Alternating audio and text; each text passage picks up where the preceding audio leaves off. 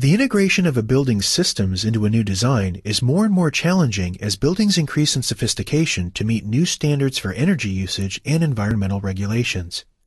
Autodesk Inventor can exchange data seamlessly with building information modeling software such as Autodesk Revit and AutoCAD MEP.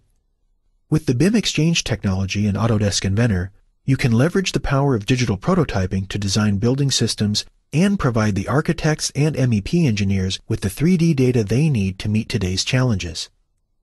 Control how much detail to publish and protect your company's intellectual property by using the shrink wrap tools in Inventor to delete unnecessary details from the 3D model. Then publish additional information required to install the equipment, including connection points for piping, electrical services, and ductwork.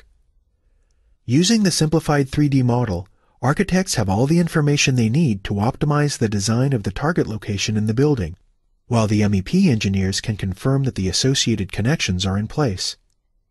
BIM Exchange allows equipment designers to publish 3D data in a format that's easy to consume in the applications used by architects and MEP engineers.